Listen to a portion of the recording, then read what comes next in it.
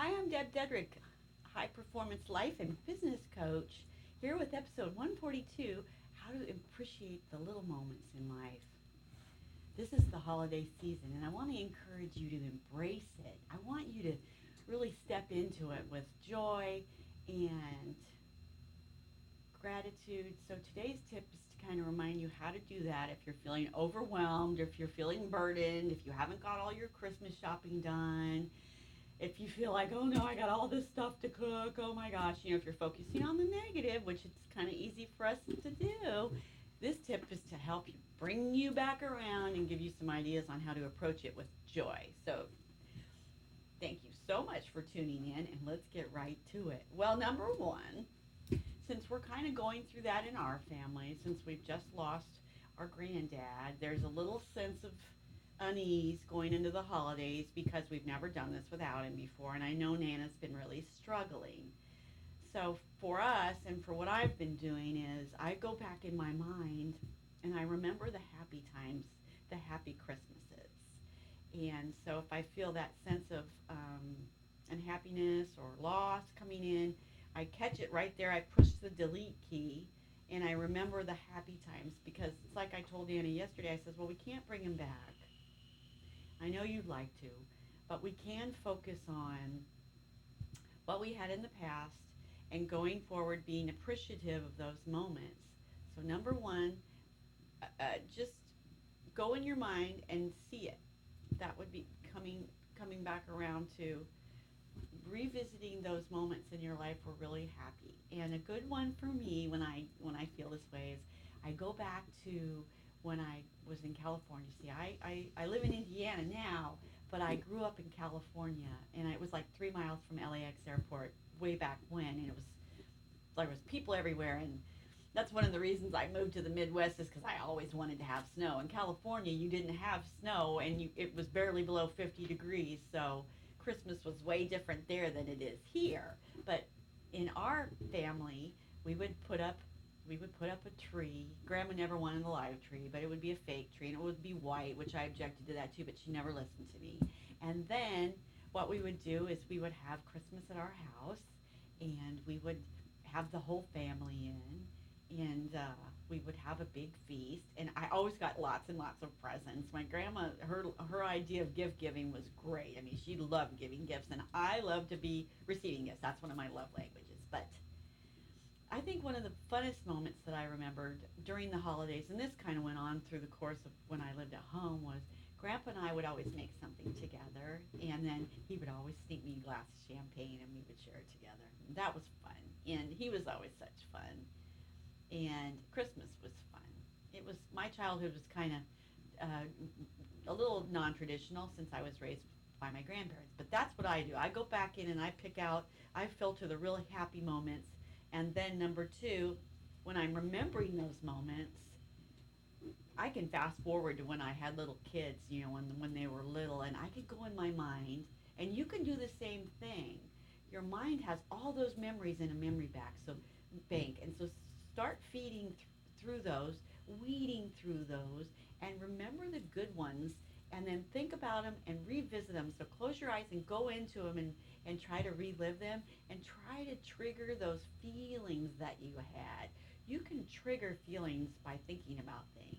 So focus on those happy moments and triggering that feel good feeling in yourself, because that will go a long way for you to be happier and be more present and get through these holidays and get rid of all those negative feelings. And if the negative feelings do come up, press the delete key and revisit the things that make you feel good. It's important. If you dwell on negative, you get negative.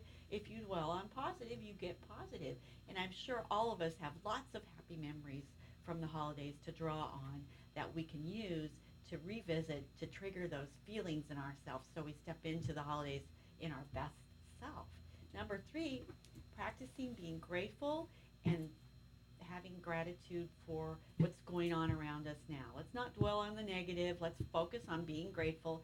Every morning, that's the first thing I do, other than say my prayers, is I practice being grateful. And for me, I'm grateful for what a great year this has been, how far our business has come, how many things that have come into my life that have made it wonderful, the people that I'm surrounded with, my good, I think I already said that, good health. I always start with I'm so thankful for my good health. I'm so thankful for my family. And you can do the same thing. Start practicing being grateful because there's so many people in the world, especially outside our country, that don't have even a fraction of what we have. And as been my opportunity to travel the world, I have seen it. And so I'm always so happy to come back to the United States. It's the greatest country in the world. I love our country. I'm a staunch supporter of manufacturers, but that's my life. And I'm also a staunch supporter of high performance coaching because coaching changed my life. But I digress. I love that word. Back to you. So practicing gratefulness, practicing gratitude and gratefulness. It's the same. And approaching life by thinking of the glass as half full, not half empty. And I finally I think taking that gratitude and gratefulness and then doing kind things for others. Well, if you get outside yourself and start doing nice things for others, you'll feel better. When we dwell on ourselves and what's not going right, we get negative. But if you can start thinking, they say one of the best ways to feel great and feel happy is doing nice things for others, even if it takes you out of your way a little bit. Giving joy to others, especially at this time of the year, will help you feel a lot better. And finally, lowering your expectations of others, especially when it comes to the gifts. I'm sorry, but the media makes this crazy pitch on things that most of us are never going to get. Okay, I know I'm not getting a new car. Check. I know I'm not getting one of those huge Tiffany diamond rings, which would be lovely, wouldn't it? But, I mean, how many of us in the real world are going to get a brand new car and a brand new ring? And what about, so if you're expecting that and you don't get it, then you're going to be disappointed, right? So that's just an example. Let's lower our expectations on what Christmas is going to be giving us and what we expect from others. And that goes a long way. If you have no expectations of others, anything that comes along is just a blessing for you to feel grateful about. So that worked for me a long time ago. I started lowering my expectations in every area of my life of from others, and I noticed I got along a lot better with others. And finally, this is a quick tip. If you really want something, and of course it's not a car or a diamond ring, you can go get it for yourself and wrap it and put it under the tree, and you can open it when nobody's looking.